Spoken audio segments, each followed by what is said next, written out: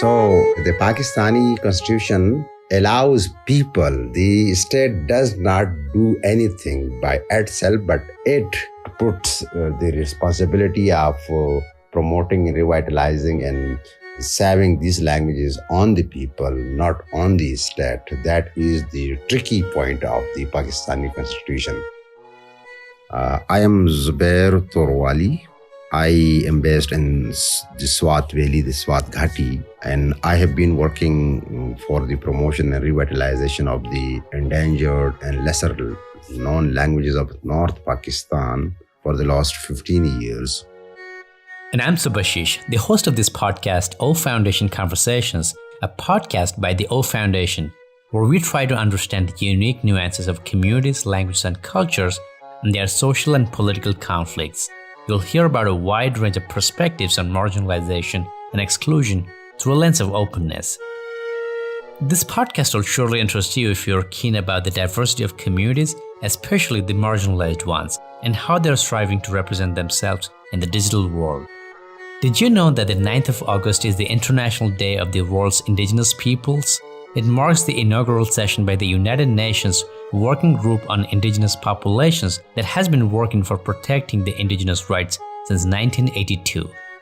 As social, political, and environmental changes often put indigenous communities under risk, this day, of many things, is also a reminder for everyone to protect the rights of the indigenous communities. And access to information in one's own language is a fundamental human right too. In this episode, I'm talking to Zubair Torwali, a prominent language activist from Pakistan whose efforts in the last 15 years have helped protect and promote his native language Torwali and 30 other indigenous languages of northern Pakistan. Communities that live in the mountainous region speak diverse local languages and have their unique cultures, but protecting their own cultural heritage has been always difficult for the locals as they find themselves in the middle of both domestic political issues and long-going territorial conflict between Pakistan and India, with China playing a role as well. I got to know about Zubair when he was hosting the Asia Langs Online Twitter campaign that Rising Voices, Digital Empowerment Foundation, and us, O Foundation, have been collaboratively managing to promote the digital activism for languages by activists and practitioners from Asia. Welcome to the show, Zubair. Hi, Subhashish. So tell me more about yourself, and it would be great if you can draw the landscape of regional languages of Pakistan, particularly the indigenous, endangered, and less known languages of the country. I am based in the Swat Valley, the Swat Ghati, and I have been working for the promotion and revitalization of the endangered and lesser known languages of North Pakistan for the last 15 years. I have founded an organization, Idara Baraye Taaleem wa Tarakki, which means Institute for Education and Development. And this organization has been working for the documentation, revitalization, and promotion of the endangered languages, especially my native language, Torwali, which is spoken in the Bahrain town and its valleys and the Swat Valley of Pakistan. So our main focus is Torwali along with the 30 other indigenous and endangered languages of North Pakistan. By North Pakistan, what I mean is the upper Khyber Pakhtunkhwa, the northwestern frontier province, the hilly parts of that province, and the part which is like a semi-province of Pakistan, the Gilgit-Baltistan region. So in this region, in this North Pakistan, there are nearly 30 endangered languages spoken by indigenous communities, and some might be migrant communities in this area. Most of these endangered languages are of the Indo-Aryan family belonging to the Dardic subgroup of languages. My Torwali language is also one of those languages. So in Pakistan, we have According to Ethnologue, 77 living languages spoken, while Glottolog estimates 83 such languages in Pakistan. In Pakistan, the five major languages are well known among the Pakistanis and probably among many people living abroad or foreigners. These are the Punjabi, Pashto, Balochi, Sindhi, and of course Urdu. And Urdu is the single national language of Pakistan, while Punjabi is the most widely spoken language of Pakistan. Second is Pashto, third is Sindhi, and then comes Balochi, and then comes Hindko and other languages. So the lesser known languages, by lesser known, I mean those languages which are not known to the general public of Pakistan, and nor are they known to the international community. Besides the linguists who have been working on these languages in the past few decades. So, what kind of constitutional provisions exist in Pakistan for the protection of languages? We know one thing about policymaking. The reality is very different when it comes to the implementation of policies. It would be great if you can share how that is in the case of the regional languages there. The Pakistani constitution allows everybody to practice, to promote, to undertake work on his or her language and culture, especially the Article 28 that allows people to use their culture and their languages in the public domain. Another article, that is 251, which also allows the provinces to make the so-called provincial languages as media of instruction in schools and education. But again, this article is subject to that no such law could be passed which can suppress the the status of Urdu as a national language. So the Pakistani constitution allows people, the state does not do anything by itself, but it puts the responsibility of promoting, revitalizing and saving these languages on the people, not on the state. That is the tricky point of the Pakistani constitution. And give us a sense of the language communities that you work closely with. As I told you, that my main focus is the languages spoken, the endangered and lesser known languages, and the communities who live in the North Pakistan. The languages spoken in the North Pakistan, some of them are spoken by a few hundred people, while there are endangered languages in North Pakistan which are spoken by millions of people. So these languages, and few of them are Balti, Brushaski, Shina, Khawar, Torwali, Gauri, Gawarbati, Dameli, Yidgha, Kalasha, Palula, Gauro, Chileso, Mankiali, Indus Kohistani, and some very least known languages in the north of Pakistan. As I told before, that my work is particularly focused on the endangered languages and the communities of North Pakistan. In North Pakistan, by North Pakistan, I mean the Upper Khyber Pakhtunkhwa and the region of Gilgit-Baltistan. So in this region, there are more than 30 languages, lesser known and endangered languages spoken by the indigenous communities living in this part of our country.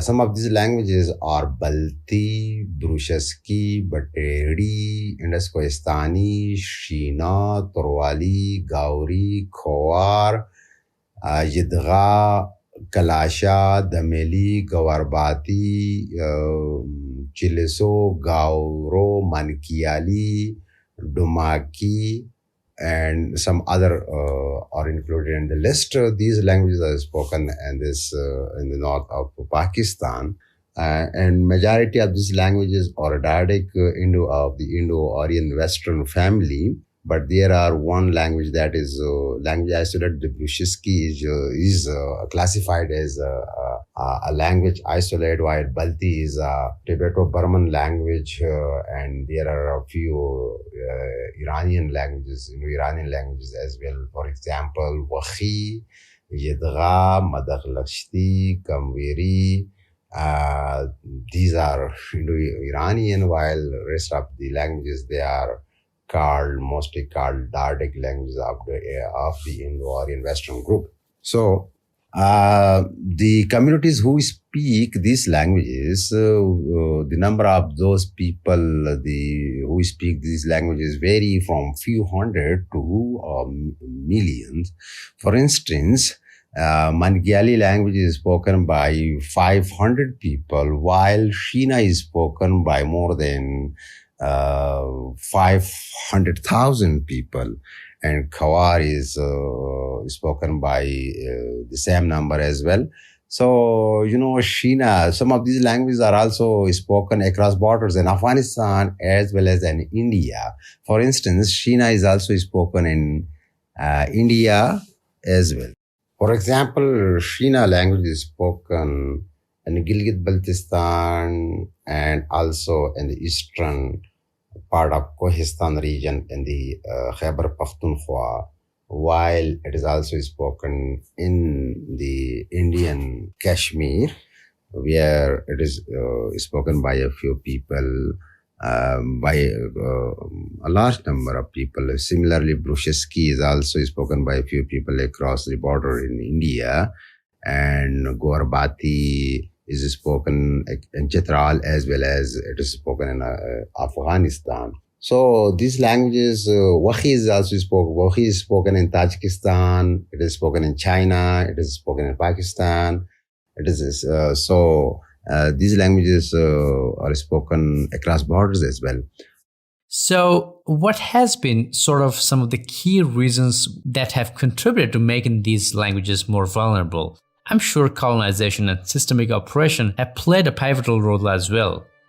As far as the question of endangerment, why these languages are endangered, why they are not promoted. So the answers lie in history, in socio-economic situation, in socio-political situation, and also in socio-cultural status of those people. So you know that these communities were sharing in this area, which is also known as the area of Hindu Kush, Karakoram, and Western Himalaya, and also the Pamir range as well. Endangerment of these languages is because of a number of factors, as I told before. Historical factors is in the past, in 10th century onwards, when Islam came to this area of High Asia and South Asia. So these communities they had their own worldviews, their own indigenous religions, like the Kalasha religion. Culture is still practiced by the few thousand the Kalash people in Chitral, in South Chitral. So at that time, these people, this area was known as Kafiristan, the land of the infidels, the land of the pagans, by the then colonial powers. So they stigmatized, they demonized these peoples, and then they invaded these people. And the invasion was accelerated in the 16th century when the Mughal Empire in India and when the Iranian Empire of that time, so they pushed their men to these areas, they pushed their soldiers, their jihadis of those days to this area to convert these people to Islam, or by force, or to kill them, these people. So these people were demonized, then stigmatized, and then these people were invaded. And their power centers, the small states, acephalous states these people had at that time, they were dismantled. The political power of those people, of these indigenous people, was dismantled, disrupted, and after that, due to that period of colonization, these communities lost their power, political power, social status, economic. They lost their lands as well. They were dislodged by the invaders, and they were pushed towards the high mountains. So the entire region from Laghman in Afghanistan, via Hindu Kush, Hindu Raj, then the Karakoram ranges, then Pamir ranges, and parts of the Himalayan ranges in Indian Kashmir. This region was called Kafiristan by those ancient colonial powers. I mean, the Indian Empire of that time, especially the Mughal Empire. So the Mughals had their frontmen and invaders in the form of Yusufzai Pashtuns, and also people from Tajikistan and from Iran. So those people, they came, they invaded these areas of the indigenous people. They converted those people to Islam by force, and also dislodged these people and drove them into the mountains, further into the mountains, and deprived them of their lands and power centers. So these people were scattered by those colonial forces of their time, and these people took shelter in different valleys and gorges in the north of Pakistan. And gradually, by the time this first generation's gone, then the second generation's gone, so these people lost their identity as well, and they lost their connectivity as well from each other, and they get isolated in the valleys, as at that time there were no roads, only they used traditional high passes to meet each other. And by this process, they lost their identity, and gradually they lost their languages, and they had their different languages. Still, the languages still spoken by these people are the remnants of those ancient languages or language clusters, which are still spoken by few people of those communities, and many are converted to other languages, dominant languages, and they are not known ethnically to these people. But because of this brutalization of greater empires, these people lost their land, their economy, their culture, and their languages. And the languages what we have now, spoken by these people, we are fortunate enough that these languages, some parts of these languages are transmitted to orally from one generation to another generations, and they had no writing. They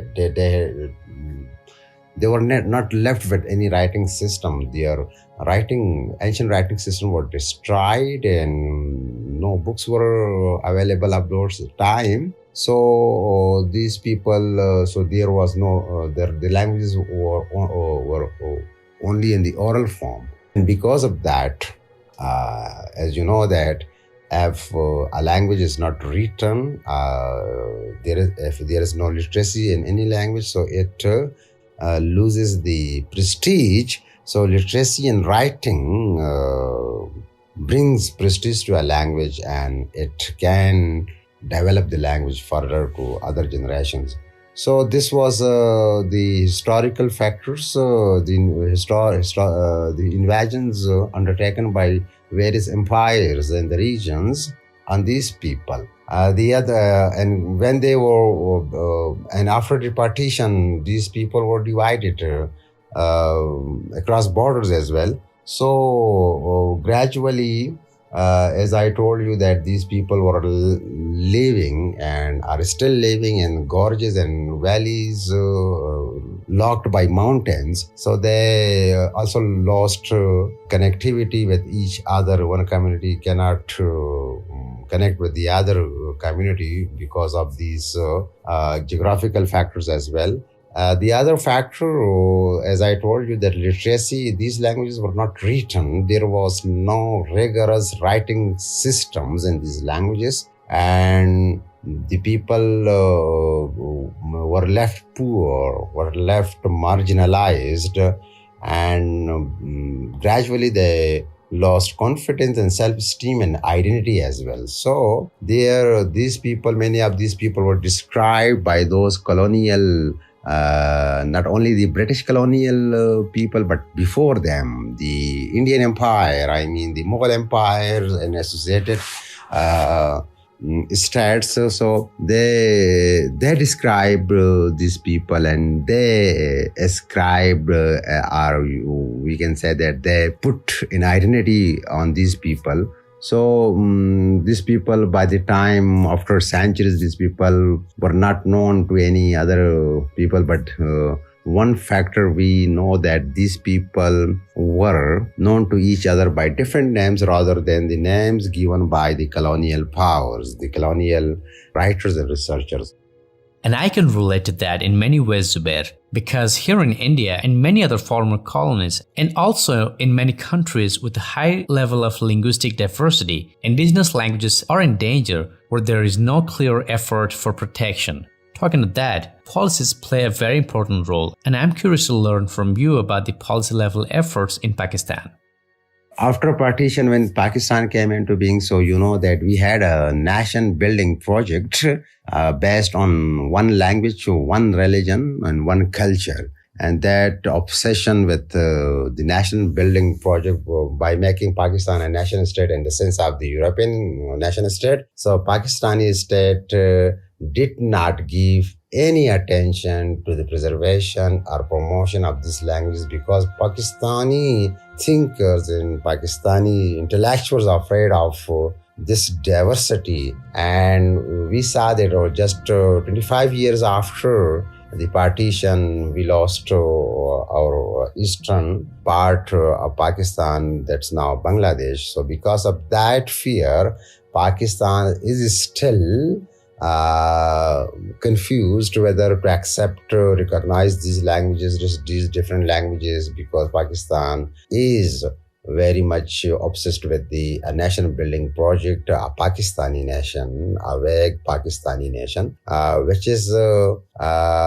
was the norm in the past century. But after 1990, we saw a regrowth, a regrouping of international communities, international globally, the different nations and different communities. So they began to assert their identity. They began to, when the bipolar world became unipolar, so we saw a growth of the identity politics and identity crisis again in the entire world. And this also affected Pakistan as well. And Pakistan was afraid of being this diversity. As you know, that the Pakistani founders, they did not like the idea of having more than one language in Pakistan as national languages. So we have that legacy still going on, because the parliament or any other institution in Pakistan does not like the idea of recognizing all these languages, or the so-called provincial major languages, Punjabi, Balochi, Sindhi, Pashto, as national languages. And Urdu is still our national language, and English is official language. As I told you that in the past 2 decades, especially after the 90s, we saw a growing interest of the international communities, of academia, and of different international organizations. We saw a growing focus of these people on the endangered and languages of the world. So that attention was also paid to Pakistan as well, and people also realized, as you know, that in Pakistan, even before in 90s, we had language movements in Sindh, language movement in Khyber Pakhtunkhwa, now the then Northwest Frontier Province. Bangladesh was separated. I mean, Eastern Pakistan became Bangladesh because of language movement. So language movements were here in Pakistan as well. And when Eastern Pakistan seceded as to become an independent country in the name of Bangladesh, so the fear of breaking up Pakistan and other parts became very intense, and it went deeper in the Pakistani establishment, intellectual, military, and civil establishment. You can say that. So that's why they are not heeding to any voice from these communities for recognition of these languages as Pakistani languages or as national languages. As Pakistani languages they are, but they are not recognized as national languages. And there is no systematic work by any government in Pakistan. Oh yeah, there is some good work done by the Sindh province for the Sindhi language, and some work was done by the Northwestern province, now Khyber Pakhtunkhwa province, for the dominant provincial language Pashto. But inside these provinces, there are minority languages. So these provinces do not feel any concern for those languages. But in Khyber Pakhtunkhwa, we saw in 8 years ago in 2012, we saw an act or law passed by the provincial assembly of this province, which is called Promotion of Regional Languages, Khyber Pakhtunkhwa Regional Languages Promotion Authority Act. So that law was passed by the provincial assembly, but that authority was not established, and we have been advocating for establishing that act. But a few months before that, a year before that, the then Khyber Pakhtunkhwa government passed a law that 5 languages of Khyber Pakhtunkhwa would be used in education, in primary education. These languages were Pashto, Inko, Saraiki, Khor, and Indus-Kohistani. And after that, when new government came into being, so they made some books for these languages for the preschool level, for primary grades, but no such rigorous work was done by any of those governments, and no interest was shown by these governments. So you can say that in Pakistan we are still in a state of limbo whether to accept these languages or not. When a bill goes into the federal parliament of Pakistan by some member of the parliament, it is blocked or it is rejected by the parliament or by the subcommittees of the parliament. Many times we saw that there were bills that 10 languages or 12 languages or 9 languages of Pakistan could be national languages. The widely spoken languages of Pakistan could be national languages, but those bills were not turned into any act of law. Yeah, and I think the situational languages that are not official or national or are protected through policymaking is no better in many other countries, and that's very concerning. What's more concerning is how indigenous and endangered and minority languages are treated in several countries. So when public policies don't favor local communities and their languages and cultures, communities themselves work towards the same, whatever they can do in their capacity. How are things locally in your region? Despite all these hurdles and mishappenings, we have been having some community initiatives for the last 2 decades by different community people like our organization IBT, Idara Baraye Taaleem wa Taraqi, or FLI, Forum for Language Initiatives, and such other organizations, particularly to specific communities. So they started work on the promotion and documentation, promotion, and writing up these languages, and also using these languages as media instruction in private initiatives. So we have now in the north, we have 6 MTB-MLE, mother tongue based multilingual education projects going on in Torwali and Gauri and Koistani and Balula and in Kawar and in Hinko. So these projects are going on in north, and some projects, similar projects, are going on in the south in Sindh as well. So these are private initiatives by private organizations or individuals, and there were individuals from these communities who also undertook some research work and some making some dictionaries and writing the folklore of these languages. And also some people started work on writing some historical accounts of these communities, but all of those accounts are mostly based on the accounts written given by the colonial writers.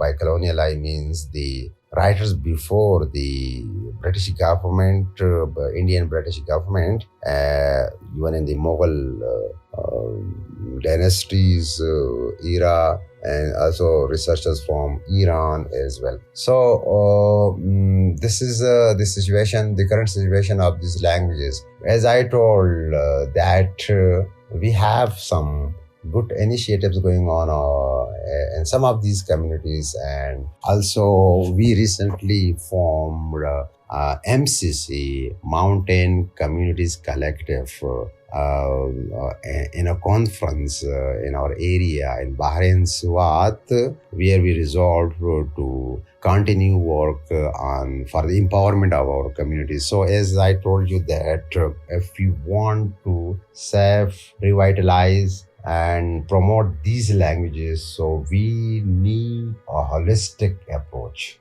not a single-sided approach, but an integrated approach, because a language is very much related to the socio-economic and cultural and also political position of a community. So that is very important. So we under the MCC, we are now trying to empower, to generate knowledge, to generate discussion, to generate some dialogues among these communities of the mountains of Pakistan, or you can call it High Asia, so that these communities could be empowered politically, educationally, intellectually, and they could be connected to each other, and so as to give them strength for their demands. So that's one approach. And there are approaches that linguists from foreign countries come, they train some activists, some people in the communities, and they started writing the languages, and then they started literacy in these languages. But that's good, but that's not a long-standing strategy, because language is not an isolated thing. It is integrated with socio-political, socio-economic, and cultural status of a community. Indeed, you summed it up really well. When it comes to the use of many indigenous languages on digital mediums, there are certain challenges. Tell us about the entry-level barriers that you have been experiencing with your focus languages. When we started writing our languages, when we started work for bringing our languages in the written form, so we faced another challenge. We started the work on writing these languages while the world was becoming very global, and it was changing to a digital media. So we were in the written media. We were struggling for that, and the world lived a step further to the digital media. So we faced multiple challenges in that as well. So, for instance, in Torwali, we have written books, we have written grammars, we have written dictionaries, we have collected folk tales, we have collected folklore, and we started some school, some preschool for children or primary school for children in their languages. But at the same time, we see that people are not giving the interest they need to give to their language because of other factors as well, the socio-political and socio-economic things. And how are the technical challenges? And I guess while sharing that, you could also talk about what exists for Torwali and other languages of North Pakistan. So we began, and as you know, that the digital age also posed some technical issues for these communities as well. Even though the internet helped these communities connected with each other, I mean, and for instance, about 35% of the Torwali people have permanently migrated to the cities of Karachi. I mean, the big cities like Karachi, Lahore, Peshawar, Quetta, Hyderabad, etc. So the internet reconnected those people with their origin of their native communities and back in their native lands. So that's a good thing of the digital age. But at the same time, it posed also some technical issues because when we began to write these languages, so obviously Urdu is written in the Perso-Arabic script, so we had to follow that script as well. The majority of these languages had made the writing systems, developed the writing orthographies and the Perso-Arabic script. So some new characters were created. I mean, made for the special sound in these languages. So these characters are not written by. I mean, they are not technologically friendly with the modern technology like computers, Android phones, internet, etc. But still, as you know that.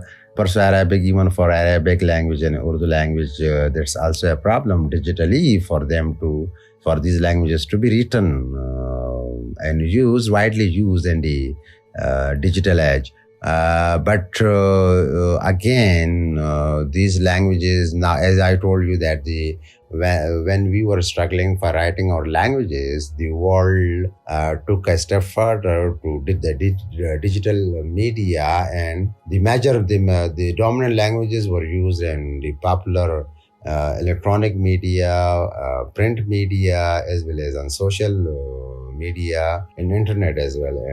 So that's one problem for us. But for in some of these communities, for instance, in Torwali, we developed an Android keyboard with Google for writing Torwali on social media using Android phones, and we started work on documenting and promoting the culture, the indigenous culture. That was also endangered, and that was also badly influenced by the global onslaught of popular music and popular culture. So, and also some extremist elements from these communities as well, that they don't like the cultural elements of their own communities. So, but we tried to document our ancient songs.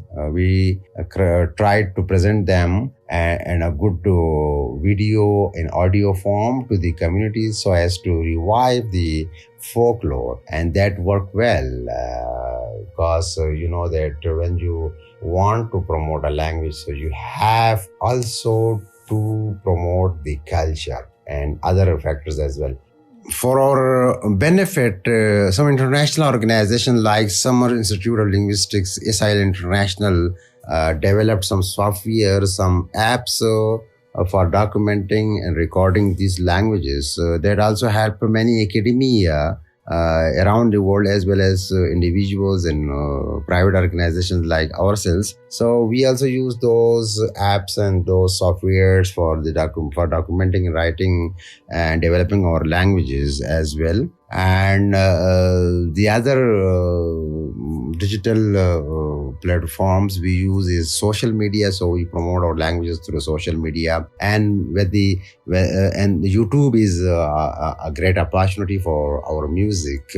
I mean, from Gilgit-Baltistan, we see many scores of YouTube channels by different people who upload their musical songs on those channels, and that was distributed and liked by many people. Similarly, we also do from our part on the using.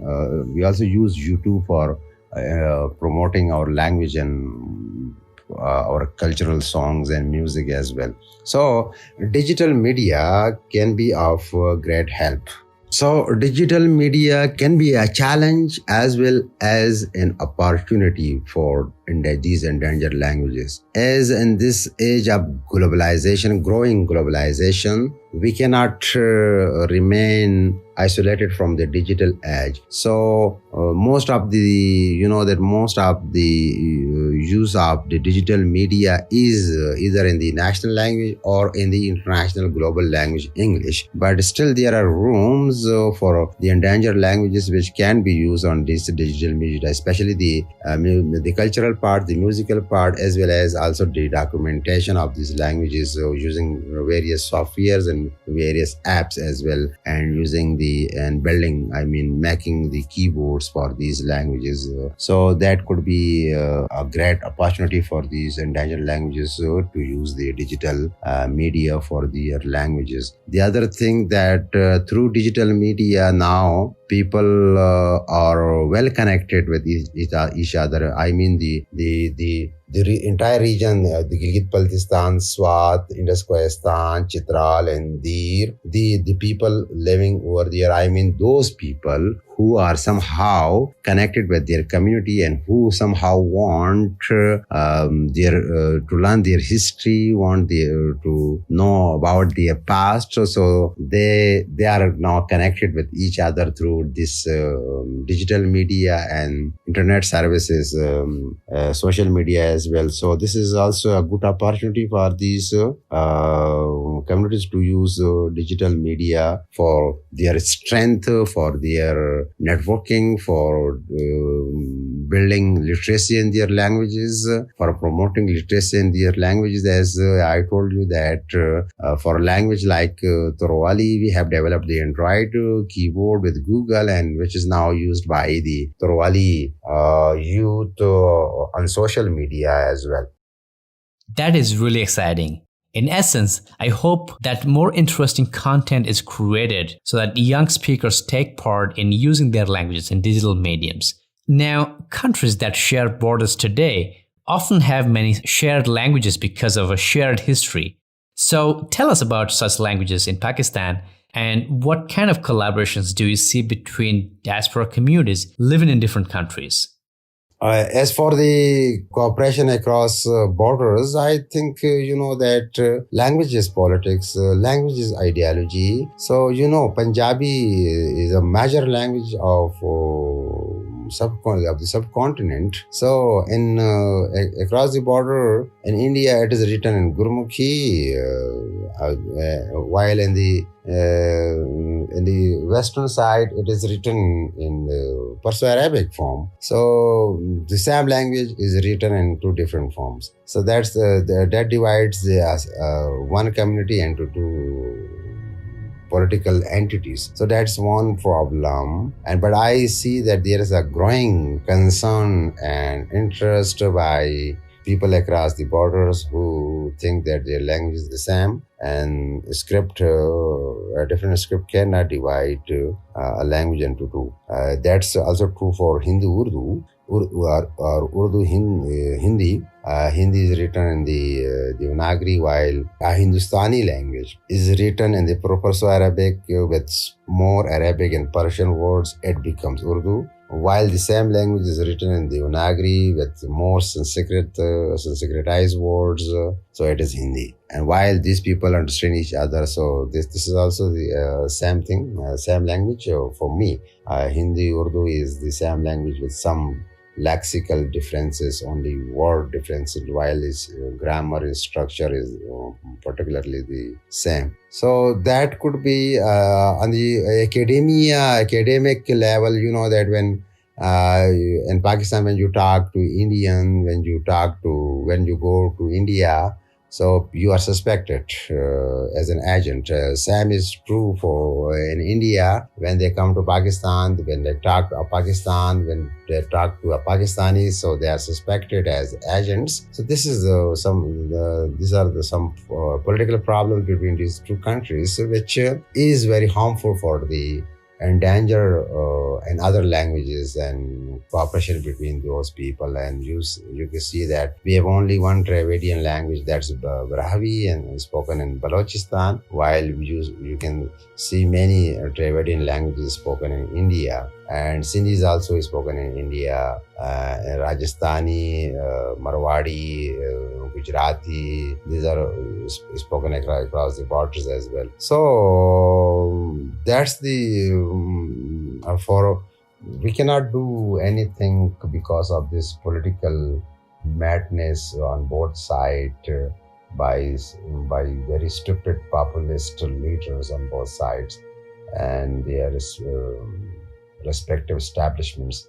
So what we can do that on international, when we go, when Indians and Pakistani go to Europe or America, so they are looked the same, they speak the same language, they feel more comfortable with each other as compared to others.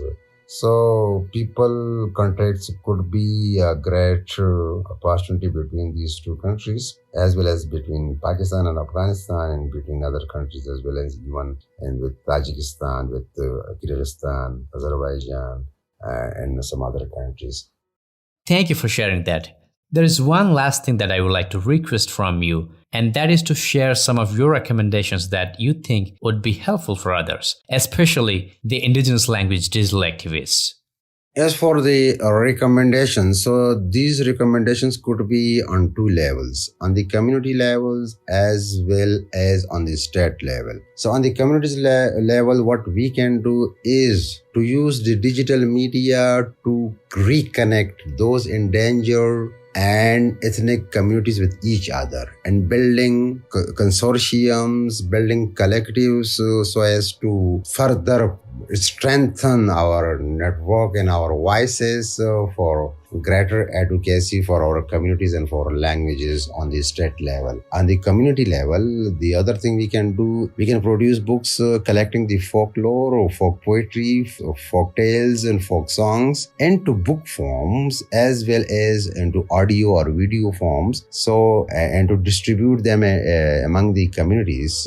The other things, we need some individual or organizations that can carry work on writing the histories of these people, collecting the oral histories of these people, and writing those histories in book form or on audio form, in video form, to distribute among the people so as to build identity. So identity is the major thing which can accelerate, which can empower the communities. And when the communities are empowered, so they can maintain their language and their culture. So that could be done by producing books and by producing audio, video albums, and by holding cultural festivals and festivities. That's on the community level, that's also possible. The third thing on the community level is to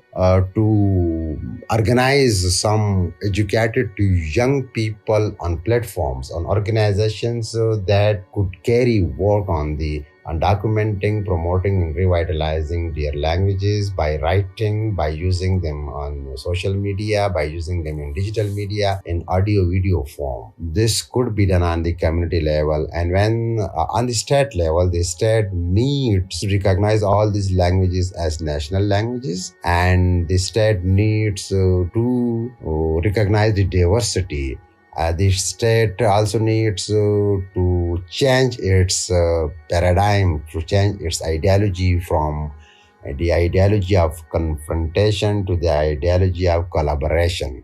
You know that when you are building a nation state, so it is obvious that an ideology of confrontation, for instance, Urdu is a national language. But when somebody advocates for Punjabi to be a national language, so people thinks the state ideology thinks that it is replacing Urdu. No. So this is ideology of confrontation. While what the state needs to do, that adding more languages is a resource, not a confrontation. Diversity is a resource, a great resource. Diversity can be used for creative economy, for developing tourism, for developing nationness. Harmony among the people and peace building. So the state needs to change its ideology of confrontation to the ideology of collaboration. So that's on the state level. And for that, when the community on the community level, these people are well networked. The indigenous endangered language communities are well networked and well represented by organizations and collectives, so they can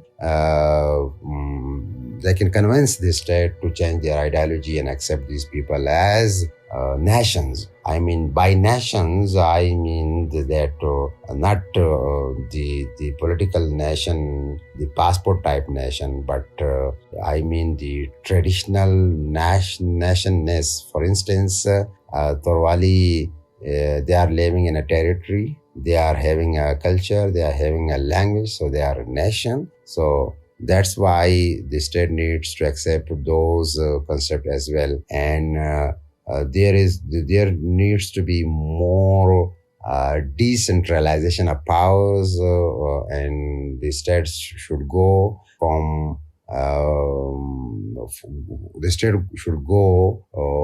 should be more federal than authoritarian. Thank you so much, Zubair. I look forward to learning more from you, and I believe that our audience will be able to get inspired from what you have shared, particularly from these recommendations. Thank you so much for giving me this opportunity to talk to you on the situation of the endangered and lesser languages of Pakistan. With that ends this podcast of O Foundation Conversations. I'm your host, Subhashish. If you like this podcast, please subscribe to our channel in whichever app you're on. We are also around on Twitter at OFDNORG, and we would love to hear from you. The background music contains samples from Freesound, and details of the contributors are listed in the description. In the description, you'll also find some resources for further reading that Zubair has kindly shared with us. This podcast is shared under a Creative Commons license called CC by SA 4.0 International License that allows anyone to use it openly, modify, and redistribute with attribution. Thank you so much for listening.